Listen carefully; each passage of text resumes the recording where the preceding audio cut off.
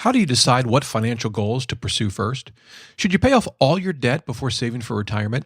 And is it wrong to save in a taxable account before fully funding an IRA? We'll answer these questions and more on this, the 144th episode of the DoughRoller Podcast.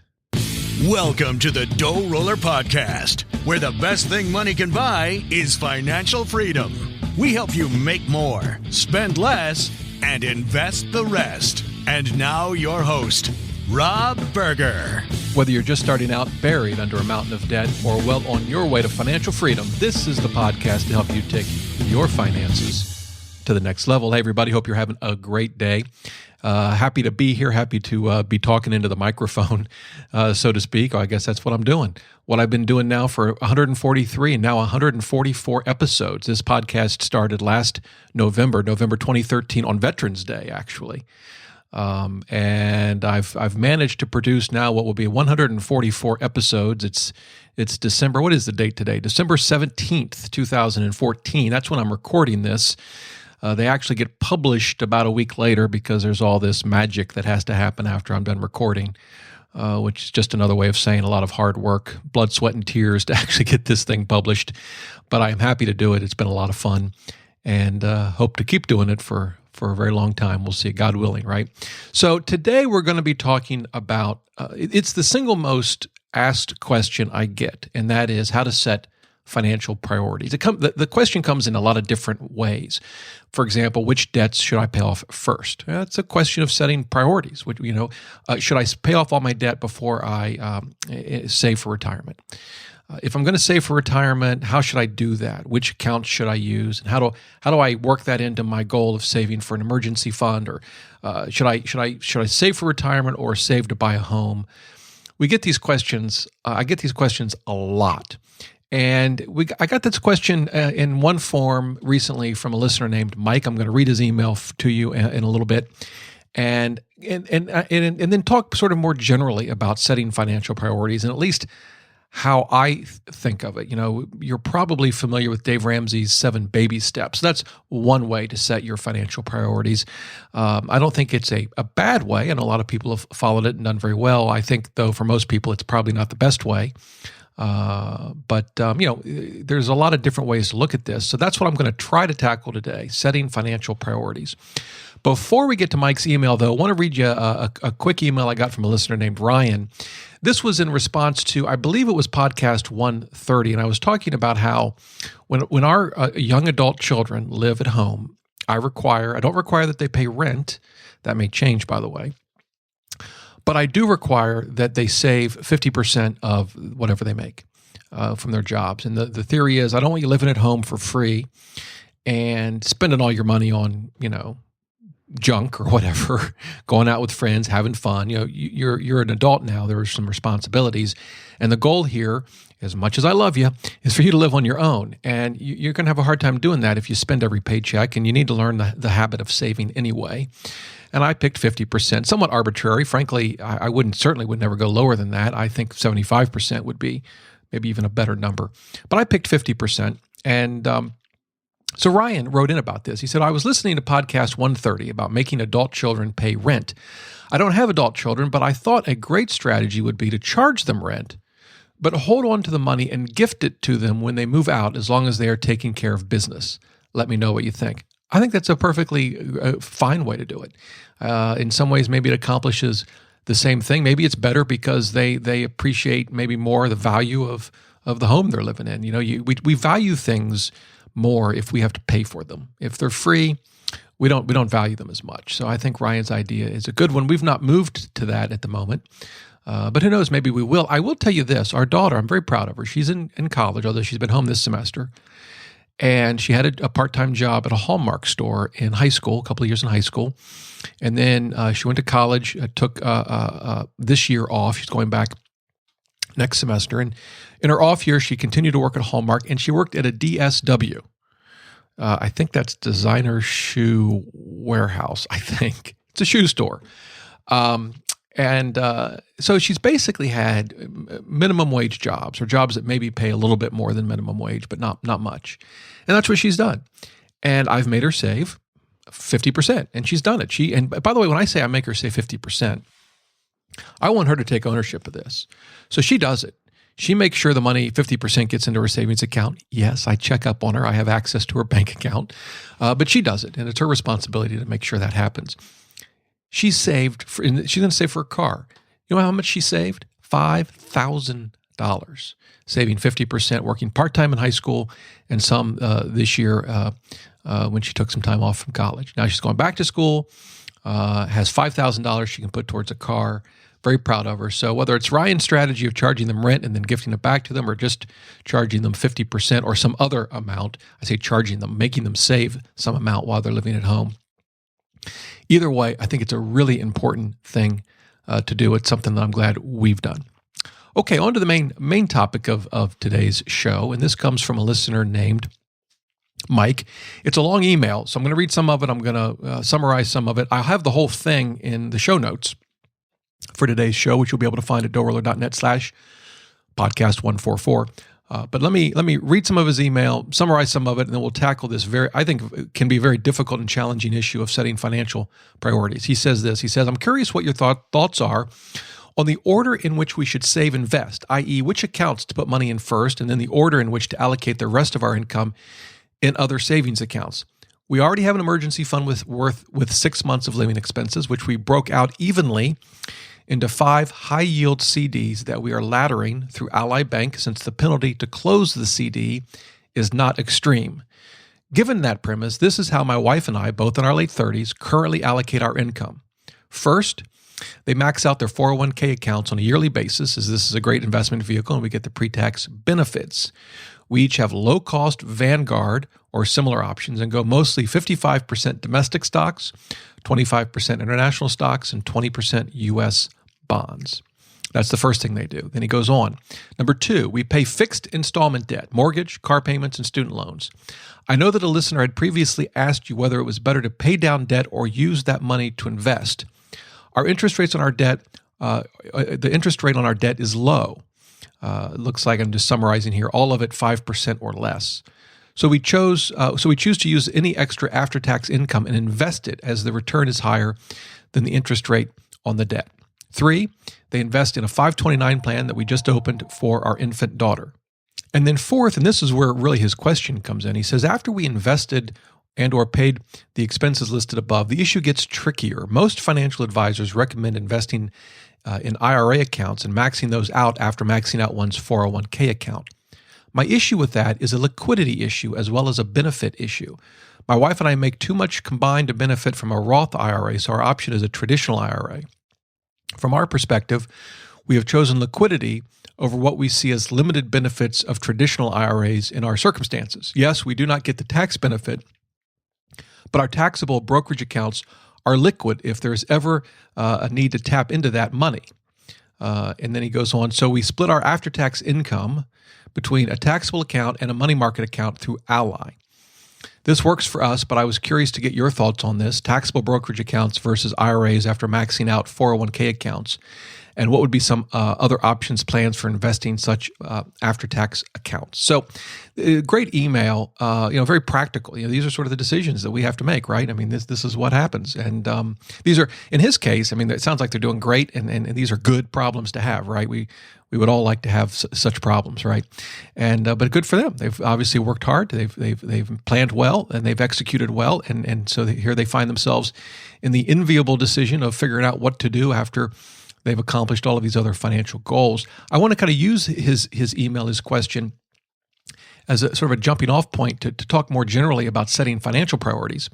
Before I do that, one thing I do want to mention as an option for them is what I've talked about in the past, and that's a backdoor Roth IRA. So you can, assuming he has no other IRAs, which it doesn't sound like he does, but they might, you can open up a traditional IRA. You can't deduct, in his case, he can't deduct the interest because they make too much. Your income can, if you have a workplace, if you and or your spouse have a workplace retirement option like 401k or 403b, then depending on how much you make, you may not be able to deduct your contributions to an IRA.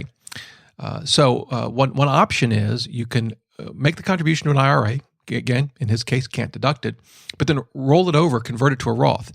you've already paid the taxes, right? Because this is after-tax money. You've not taken a tax deduction. So when you convert it to a Roth IRA, there are no tax consequences. But now the money grows tax-free. Now, that doesn't address his liquidity issue. And the whole question of, well, can I take that money back out if I need it? It gets complicated. And if you've been a long-time listener, you know that I addressed what's called the 5-year rule on this. And the 5-year rule, there's actually 2 of them, just because, I don't know, the IRS likes to complicate our lives even more. So there's this 5-year rule, 2 of them. I'm not going to dive into all of that because that's, well, I already did. And that's a whole, complicated issue that takes a lot of time to cover. I will give you the shows so you can go listen to them if you want in just a minute. But let me just say this. Let's think this thing through. He's contributing after-tax dollars, right? So when you contribute after-tax dollars, you can always take your contribution out, right? Not any gains that you've earned. But if you're contributing after-tax dollars, you've not taken a tax deduction, you can take your money out because you've already paid your taxes on it. That's true if it's in a Roth. You can always take your Roth IRA contributions out anytime without penalty because you've already paid the taxes on them, right? So that would probably address his liquidity issue. Now, if the Roth over time earned money, right? Hopefully it does. Investments go up. Those earnings are different. Now you've got this 5-year rule you've got to deal with to determine a number of things, and it gets complicated. Again, I'm not going to cover it all. I've done that. And where you can find that, the 5-year rule on Roth IRA contributions, podcast 105, DoughRoller.net/podcast 1005. That's the place to check that out. And but it's at least an option and something I want to mention to him. Now, if he has other IRAs, say, he's not maxing them out now, not funding them now, but maybe they funded them in the past, or maybe they converted a 401k to an IRA and it's a traditional pre-tax IRA. Now the backdoor Roth gets tricky. Again, I'm not going to go into all of this. I've already talked about the backdoor Roth, and that you will find at podcast episode 40, DoughRoller.net/podcast 40. But I'll just say this on that point.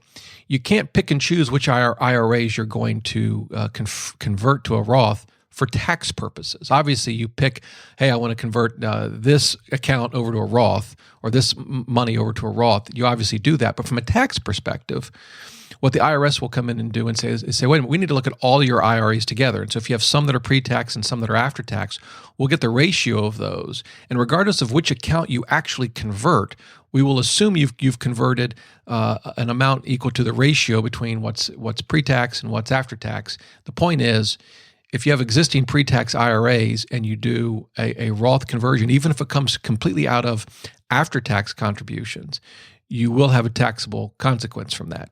Yes, it's complicated. The point really is that you know that it's there so that you can address it with your tax accountant or your IRA broker or whatever.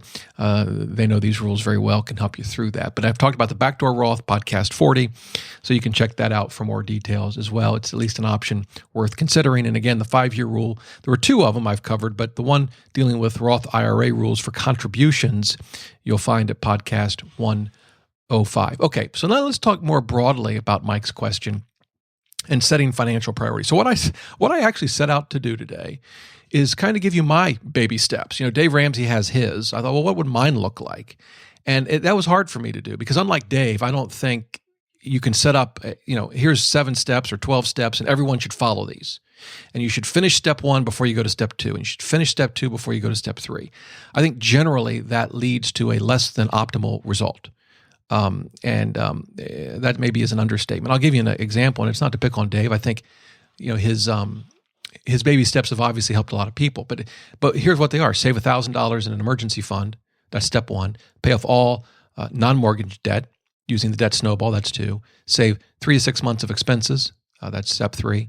Step 4 is saving 15% of income into Roth IRAs and pre-tax retirement accounts. Well, so that means that if someone graduates from college with $150,000 in debt, school loans, and they go to a job that matches a 401k, they may not be taking advantage of that for could be a decade or longer as they pay off student loans. To me, that's just not an optimal way to handle your money. I think it's just flat out, I'm trying to be kind here, it's flat out wrong. It's absurd. That's what it is. No, I don't know. I don't listen to Dave's show all the time. Maybe in answers to questions, maybe there's some wiggle room in there. And he says, yeah, go ahead and take advantage of the match. And then I don't know. Maybe that's the case. So I shouldn't be too critical. I will say this too, that it was when I was 40, I was actually listening to a Dave Ramsey show and all his crazy guests yelling that they were debt free. And that's why I didn't follow his program. It was listening to his show that motivated me to do what I've done in the last 8 years now. And that has been very good for us. So I owe to Dave the motivation that kicked me in the butt that got me on the right path. With that said, let me kind of give you some high-level thoughts about setting financial priorities, and then I'm going to give you my baby steps, my version of how I would tackle finances. First, but again, some high-level thoughts. First, and this is kind of what I'm addressing now, this is not a one-size-fits-all. I just don't believe that. I don't think you can come up with a list of steps that need to be followed sequentially and they apply to everyone. You just can't do that. College student graduating with $200,000 in school loans is going to have a whole different set of things that they're going to need to consider and worry about than someone in their 50s with little saved for retirement and $25,000 in credit card debt. And those are just two examples. I could give you 2,000. Someone with $25,000 in debt that's at 18% and they can't refinance it, it's got a whole different set of circumstances than someone with $25,000 in debt with an average interest rate of 3%. It's just totally different. And I don't believe that what they should do is the same. So this is not one size fits all. That's number one. Number two, I think it's really important to think in terms not just of steps, but of goals, right? And so ultimately, the question is, what do you want your money to do for you? It's not even enough to say, well, I want to become a millionaire. That's my goal. So what? Why? Why do you want to be a millionaire? What are you going to do when you're a millionaire? I think a lot of folks, when they become a millionaire, you know what they do the next day? The same thing they did the day before they became a millionaire. So we want to think in terms of goals, and you'll see as we walk through my baby steps, although I call them goals, not steps, you'll see what I mean. I'll give you some examples of the difference between, a goal on the one hand and how to actually achieve that goal on the other. 3, multitasking is key. As I mentioned, I don't like the idea of we have to follow in sequential order these X number of steps. It just doesn't work that way, and it's usually not the best approach. Oftentimes, you should be doing a number of things at the same time. You should be taking some of your money and saving part of it towards an emergency fund, putting some of it towards your debt, and saving part of it towards retirement. I think it's absurd to think that we have to separate all those out and do them one at a time. That to me is just, again, leads to a result that for I think most of the people, most of the time, is not optimal. And multitasking is easy. I mean, you can do most of this with automation, right? You can automate money out of your check that goes to a savings account, and you can automate a contribution to your 401k. In fact, I think it's the only way to contribute to a 401k, but you can automate savings to an IRA or to a taxable account. So, this isn't difficult, but it's an important point. I think this notion of you've got to follow these steps in sequential order is just silly. 4, I think it's really important to track your net worth. I've talked about this in the past, but it's really important when you think through financial priorities, how you should, what priority you should set on your debt versus your savings. And if you track your net worth, you will see the impact your decisions have on your bottom line. You remember your net worth is simply what you own minus what you owe. Hopefully the result is positive. Hopefully you have more assets than liabilities, but maybe you don't, and that's okay. The thing about tracking your net worth is it really is the scorecard. Forget how much money you make. I'm not saying that's not important, but ultimately income is not the issue. The issue is net worth. I mean, there are plenty of people, and we hear plenty of stories. Ed McMahon is one. I mean, this guy made untold millions, and he died broke. It's net worth, and tracking it can help you, 1, see your progress, and 2, you can think of the decisions you're going to make in terms of how it will impact your net worth, not only immediately, but also down the road. 5, liquidity is important. It's the question that Mike had in his email about saving in an IRA versus maybe saving in a taxable account. I think liquidity is something that we should always keep in mind. And all liquidity, by that, all I mean is your ability to access cash, your ability to get your hands on money if you need it. And it comes up in a number of ways. Mike mentioned it in terms of saving in an IRA versus saving in a taxable account. It comes up in other ways. For example, which debts you should pay.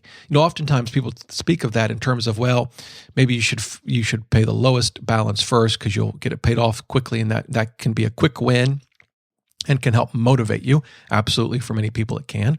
For others, they say, no, I don't need that motivation. What I want to do is tackle the debt with the highest interest rate, because that'll allow me to get out of debt faster and for less money. That's the approach I took. I think it's, but again, another approach. But liquidity comes in. Paying installment loans, versus revolving credit. So, for example, if you make an extra payment on your car loan, there's no way to go back in and tap that money again. It's gone. You can't ask the car loan company to have that money back, right? It's an installment loan. On the other hand, if you make an extra payment on your home equity line of credit, you could say, wait a minute, 3 months later, I've run into a problem. I paid that off, extra amount off, but now I need that cash. You can tap your home equity line of credit. I absolutely considered liquidity in the equation of deciding which debts to pay off first. And we often tackled our home equity line of credit as a priority because I knew if push came to shove, I could go back in and get some of that money back. I couldn't do that with, for example, student loans. So I prioritized our home equity line of credit. It gave me a little extra security, knowing that liquidity was there. So liquidity is always an important consideration. All right, the sixth thing, before we actually get to my list of financial priorities, my goals, the sixth thing is, and this is sort of an epiphany I've had recently, money you don't spend, right? Money you save and invest and just sits in an account can have a significant impact on your life. You don't need to spend money to reap the rewards and benefits of money. And this kind of hit me about a year ago. Remember the 50% rule for my children? I was making our son save 50%. It was driving him nuts. He goes, what am I saving for? And I didn't have a good answer for that. I was like, well, you're just saving to save. This isn't saving for a car or saving for anything else. You're just saving to save, which it wasn't really a particularly good answer. I don't think that was my finest moment as a father. As I thought more about his question, and a perfectly valid question, it kind of hit me. The money you save can have a profound effect on your life without spending it. And we're going to talk about that in my list of financial goals or priorities. But I want you to just kind of think about that as we walk through. I'm going to come back to it at the end as I walk through these goals. But I want you to think about that because as I think about my own life, the money that we have in the bank that we obviously haven't spent and have no plans to spend has a huge impact on our lives, a very real, and I'm not just talking about sleeping better at night, although that's important. Having some money in the bank can relieve some stress. That's significant, but I'm going even beyond that. It has a significant, tangible impact on our lives. So we'll come back to that. Okay. So when we think about financial priorities, it's difficult to come up with sort of, as I said, there's no one size fits all. For a lot of reasons. One is your goals might be different than mine. You may want to buy a home. Maybe I don't. Maybe you want to travel around the world. That's a goal for you. Or you want to go work in an orphanage someday. Or, your goals, we have to kind of think in terms of what our own, purpose in life is, what we're passionate about, what we want to accomplish. That being said, I came up with 6 financial priorities or goals that I think most people have. What are they? 1, emergency fund. 2, getting out of any non-mortgage debt you have, student loans, car loans, credit card debt. 3, saving for retirement. 4, saving for a child's education. 5, buying a home. And 6, paying off that mortgage. So those are the 6 priorities. You may not have them all. I can't imagine anyone listening to this show doesn't have at least one of those. And most of you probably have most of them, if not all of them. Again, you may have others, but I'm going to work with those sort of generic 6, I like to call them. So how would I prioritize this? Well, for me, the first goal is short-term financial security. And to me, what that means is having at least 1 month's worth of expenses. Being able to live for a month if you lost your job, or if you and your significant other both lost your job. Could you pay the rent, pay the mortgage, pay the utilities, pay for food, survive for a month? To me, that's goal number 1. Now, for most people, and this is where I get back to focusing on the goal itself as opposed to how you execute or how you achieve that goal.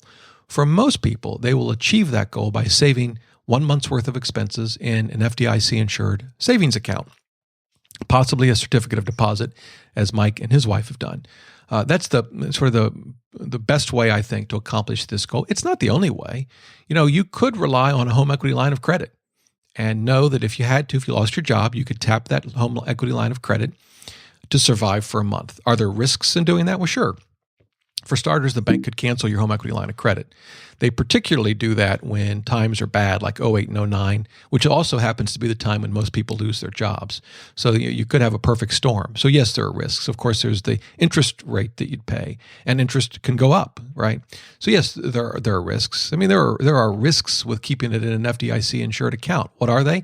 You're earning a miserable return. Usually about right now, 1% is the best you can do, 95 basis points. And earning that kind of return while you have higher rate debt is a tough thing to stomach. So the goal is to be able to effectively stop living month to month, be able to survive for a month without a job. Again, I think the best way is to have cash in the bank. It's not the only way, but I think it's the best way. To me, that's goal number one. If you've not achieved that, I would drop everything. Actually, I talk about not thinking in terms of sequential goals, and that's true. But for this goal, the first thing I would do is do this. I would not contribute to a retirement account. I would, of course, continue to pay the minimum payments on any debt that I had. So in that sense, I'm still tackling my debt, I suppose, right? But I would get this short-term goal fixed. Now, by the way, there are two ways to accomplish that, right? One, of course, save the money, right? Put it in the bank. But the other one is to cut back on your monthly expenses, right? So every dollar you can carve out of your monthly budget is just one less dollar you have to save to achieve this goal. So keep that in mind. Think about that. But that's goal number one for me, short-term security, be able to survive for at least a month.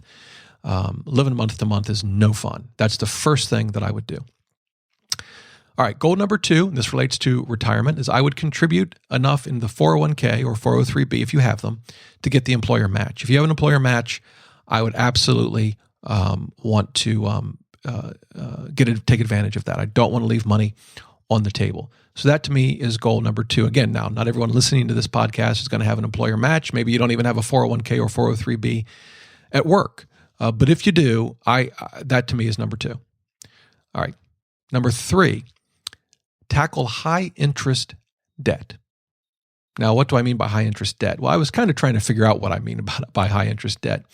You may have a different view. It's going to change depending on the interest rate environment. Right now, the interest rates are still historically low. For me, I would probably define high interest debt at somewhere above 7%. You could quibble with that. Maybe it's different for you. That's probably where I would put it. And I would want to tackle any debt that I have that has an interest rate higher than 7%. Now, here's the key.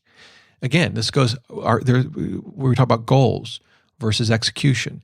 There's more than one way to tackle high interest debt. Obviously, you could work hard to pay that debt off, right? Now, the problem with that is that if you have, say, $200,000 in student loans at 8%, and I don't know if they get that high, I think they do, you could be forever paying that student loan off debt. You could that could just consume your financial priorities and leave no additional room for, all the other things that are going on. So this is where you got to, one size doesn't fit all. You really need to think this through. But here's the key. There's more than one way to tackle high interest debt. Paying it off, of course, is one of the ways. What's another way? Refinancing it, right? If you have credit card debt at 15%, put it on a 0% balance transfer card if you can. If you have student loans, refinance it. If it can be refinanced. So you can not just pay it off, you can refinance. A third way is to sell the stuff that generated the debt. So if you have a $30,000 car and it's at 8% interest, yes, you could refinance it perhaps. Yes, you could pay it off. But another thing you can do is just sell the stinking car and get a more reasonable car given your financial situation. We can think outside the box here, and we should. But goal number three for me is to tackle high interest debt. I put that as a priority above additional savings because, the interest is high and we want to get that down. So goal number one, short-term security, 1 month's worth of expenses. Goal number two, take advantage of that employer match if you have one. Goal number three, tackle high interest debt. Again, there's multiple ways to do it, but you want to tackle that high interest debt. Once you've done that, my goal number four is to max out my 401k and fund an IRA. Now, the tax advantages are just too rich for me. I think saving early obviously is critical to get the benefits of compounding. Now, what about Mike's liquidity question? As I mentioned earlier, I agree absolutely. It's something to be factored in. He's maxed out his 401k, but he's not funding his IRA. Is that a bad move? No, I don't think so at all. I think liquidity is important, and maybe he needs that extra money in a taxable account to feel comfortable that he's got the liquidity. Now, one question though would be, at what point does he get comfortable enough that he can now start funding an IRA? I mean, as he mentioned in his email, he already has 6 months worth of expenses saved, so he's already got that. Plus, he has whatever in his taxable account that he's been saving because he's not been funding the IRA. My hunch is at some point his concerns for liquidity will subside and he'll feel comfortable funding an IRA. And maybe that's in a year, maybe it's in 2 years. I think that's fine. To me, it's just not the end of the world. This is where you need flexibility. You need to understand yourself, what's important to you, what you value, what fears you have, what concerns you have. I mean, by the way, I don't mean fear in a negative sense. The fears could be quite legitimate. And so that's one of the tough things, figuring out which fears you should actually, address and which ones you should run over.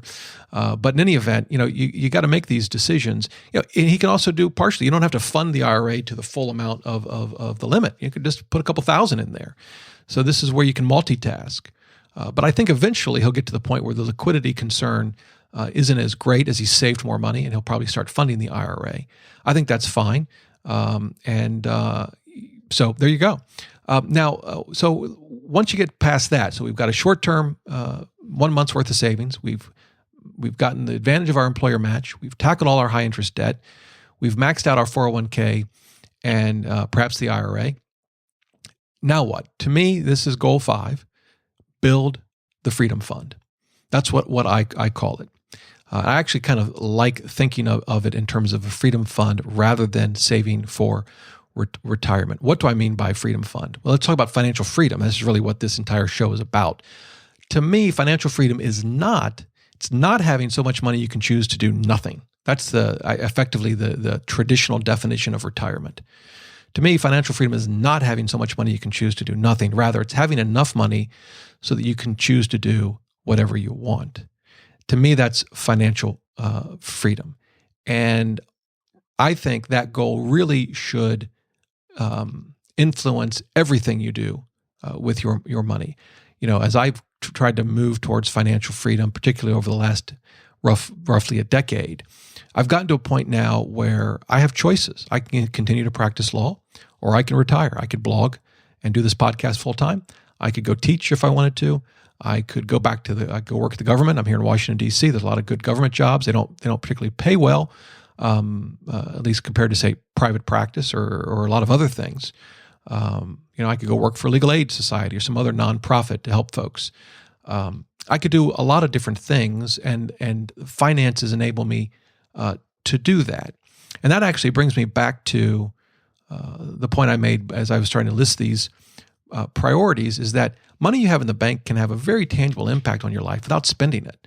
The reason I have these choices is because if something were to go wrong, I have that money to fall back on. So I feel comfortable making those choices. Now, I haven't made them yet. I haven't quit the practice of law.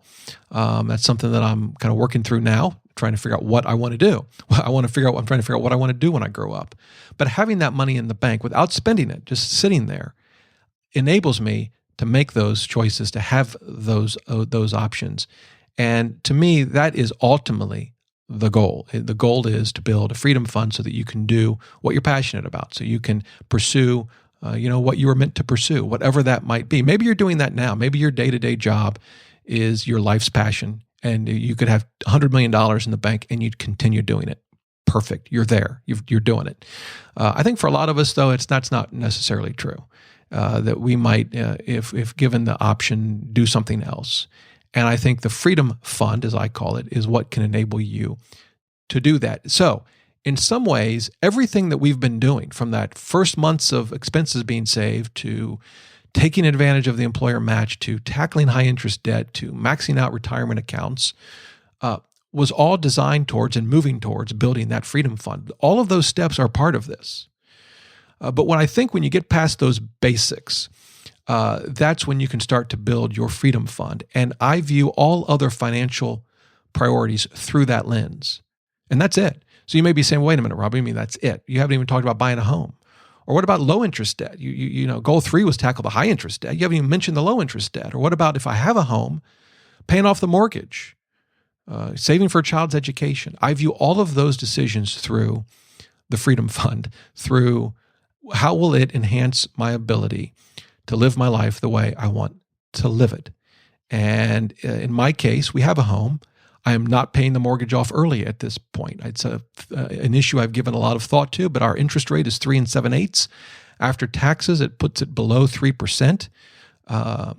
Paying that mortgage off is not going to increase my ability to live my life the way I want to. Not paying it off, back to Mike's point, gives me tremendous liquidity. The long term, I'll certainly earn more on my money invested than I will save by paying off the mortgage. Now, that's not to say that the day may come when I choose to pay the mortgage off. That's an assessment that we make every year.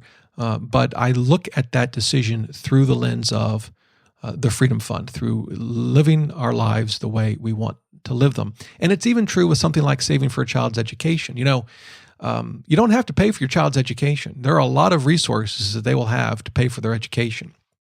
I don't view that as a top financial priority. And in fact, I think there's some benefit not to having your child go into an immense amount of student loans, but taking on some of the responsibility of paying for their education through hard work and through smart decisions about where they go to school and what they study. That's just my opinion. And the same is true with low interest debt. I mean, it's not much different than my mortgage. If you have debt that's at 2, 3, 4%, paying that off early may not help you achieve your financial goals. It may be better to just make the regular payments at that low interest rate and save the rest. Again, I answer those questions through the lens of financial freedom, or building that Freedom Fund, and that's what I've been doing. And you may say, well, wait a minute, what about like an emergency fund? We only had 1 month's worth of expenses saved. Shouldn't we have 6 months? Well, that's the thing. As you build your Freedom Fund, again, my term, your ability to handle emergencies strengthens. It increases. So I don't so much think about this money as an emergency fund per se. Yes, I have some money in cash, which is what I would tap in an emergency.